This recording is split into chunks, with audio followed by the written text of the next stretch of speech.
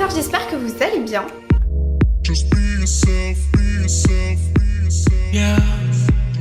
Aujourd'hui je vous retrouve encore dans un nouveau décor, mais je trouve celui-ci plutôt sympa. Dans ma chambre j'aimais pas du tout la lumière, là voilà, dites-moi ce que vous en pensez. Voilà, je pense qu'on a fini après ça les tests de différents plans de chez moi. Je pense que là on est sur le dernier. Donc aujourd'hui je vais vous donner tous mes conseils pour choisir l'appartement parfait, un bon appartement avec beaucoup de qualité, pas se faire arnaquer ou quoi. Je vais vraiment vous partager ma démarche. Moi c'est vrai que j'ai voulu avoir un appartement depuis très longtemps, ça fait un an à peu près on va dire, et j'ai eu le temps d'explorer un petit peu tous les sites, les nanas. Je pense que quand on a 18 ans et qu'on cherche un appartement, on est paumé, on sait pas quoi demander, on sait pas vers qui se tourner, on sait pas qu'est-ce qui fait qu'un appartement est bien, quels critères sont à prendre en compte, etc. Donc aujourd'hui je vais vous aider à y voir un peu plus clair. Enfin en tout cas j'espère que ça va vous aider. La première chose c'est où chercher un appartement. Alors ce qu'il faut savoir c'est que vous pouvez directement vous déplacer en agence et commencer votre dossier, etc. avec l'agence pour que l'agence vous trouve votre appartement parfait. Mais ce qu'il faut savoir de ça, c'est que les agences elles vous prendront toujours de l'argent. Même si au bout du bout vous prenez aucun des appartements que l'agence vous aura montré parce que pour X raisons en fait, et ben voilà, le fait que vous ayez demandé du temps à l'agent immobilier ou quoi, vous allez payer des frais de dossier un petit peu. Donc ça c'est le gros risque. Moi c'est vraiment ce que je voulais pas faire, c'était me déplacer vraiment en agence et commencer voilà mes demandes, nanana. Ensuite vous avez les agences sur internet ou les sites d'annonces. Donc par exemple moi j'adorais le site seloger.com. C'est un site du coup qui réunit plein d'annonces d'appartements, de plein de différentes agences en fait. Et sur ces sites là vous pouvez directement faire une demande auprès de l'agence pour visiter l'appartement, et ça vous coûte 0 €. Mais le truc c'est que certes j'ai visité des appartements en agence et tout avec des agents immobiliers, mais le truc c'est que vous aurez des frais d'honoraires. Les frais d'honoraires c'est des frais d'agence, c'est voilà, parce que vous avez trouvé votre appartement depuis cette agence, vous lui payez des sous en fait, et ça correspond souvent à un mois de loyer hors charge. C'est vous qui avez trouvé cette annonce et au final qui vous plaît, etc. et vous devez payer super cher juste parce que la personne en fait elle vous l'a fait visiter et que vous l'aimez bien. Enfin vous voyez, je trouve ça vraiment abusé. Après ils font leur business comme ça, c'est normal aussi. Au final je voulais juste dire ça, c'est d'aller sur Le Bon Coin les gars. Allez sur Le Bon Coin. Mon appartement je l'ai trouvé sur Le Bon Coin. Vous pouvez en fait sur Le Bon Coin vous tapez, vous sélectionnez votre région, votre ville, là où vous voulez votre appart ou maison ou autre vous pouvez sélectionner particulier ou non. Donc c'est à dire que directement vous allez être filtré si c'est par agence ou si c'est un particulier. Et quand c'est un particulier en fait vous n'avez pas de frais d'agence, donc vous n'avez pas de frais supplémentaires en fait. Vous avez juste votre loyer et les charges à payer. Basta. Pendant l'été, donc ça revient à mon deuxième conseil, pendant l'été vous avez plein d'annonces d'appartements, faut saisir l'occasion. C'est sûr que là on arrive en septembre-octobre, tout est en train de s'écouler, donc voilà, jusqu'à novembre, décembre, janvier, février ça va pas du tout être la bonne période, mais à partir d'avril là faut être au taquet. Donc ça c'est vraiment mon deuxième conseil, c'est que si jamais vous avez comme projet de déménager, choisissez votre période. Dites-vous pas allez je me casse en plein décembre, parce que les gars vous allez sur le marché de l'immobilier, il n'y aura pas grand chose quoi. Enfin voilà, en fait il faut saisir cette opportunité d'avril à août. Là vous avez la masse d'appartements. Pourquoi? Parce que tout simplement les étudiants, ça bouge, les gens changent de voie au niveau scolaire. Mon troisième conseil c'est de ne pas hésiter à faire des visites en fait. Faut jamais se fier, faut se fier. Si, on aura toujours une idée des photos qu'on verra sur internet des appartements, mais bien des fois c'est pas pareil en fait. Moi pour l'histoire de mon appartement quand même, parce que c'est incroyable ce qui se passe, c'est qu'en fait j'avais vu cette annonce sur Le Bon Coin, je trouvais le prix assez rentable pour la grandeur de l'appartement, et voilà, j'avais vu que c'était un T3 et j'étais waouh trop stylé, je veux trop un T3, trop bien.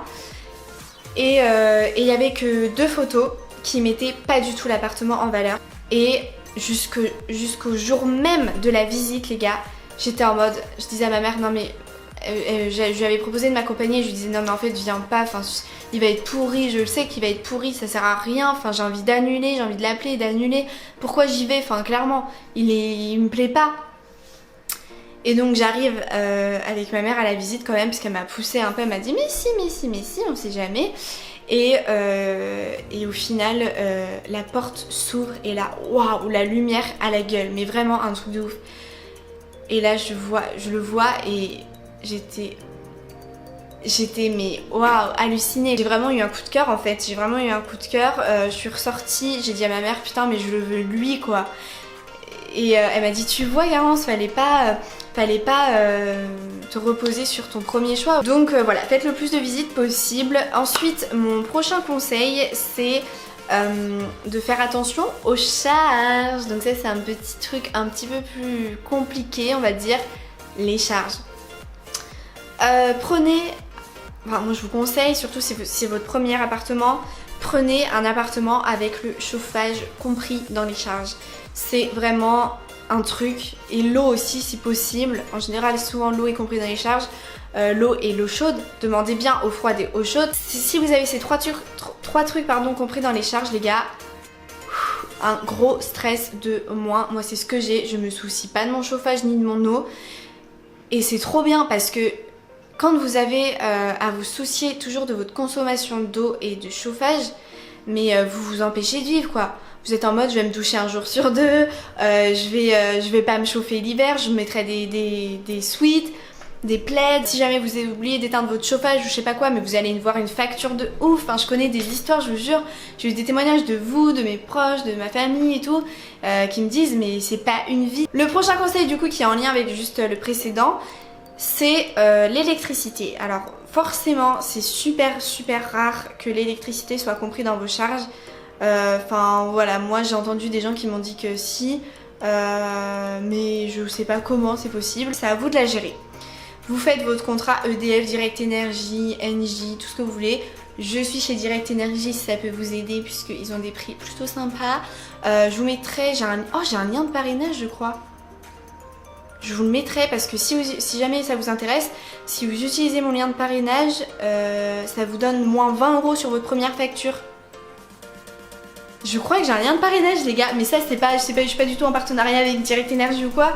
C'est juste que quand vous faites un abonnement chez eux, vous avez ensuite un lien de parrainage si jamais vous ramenez des gens et tout. Donc bah bref, si j'ai un lien de parrainage Direct Energy, je vous le mets en barre d'infos parce que je vous explique rapidement pourquoi j'ai choisi Direct Energy, puisque bah moi aussi je me suis posé cette question de chez quel opérateur aller. Tout le monde me disait EDF, mais je sais, je vois plein de fois la pub à la télé. Direct Energy, ce qu'il faut savoir, c'est que c'est à peu près je crois 10% moins cher. J'ai peur de dire des bêtises parce que c'est tellement compliqué ces putains de contrats, mais il me semble que c'est 10% moins cher que EDF en fait.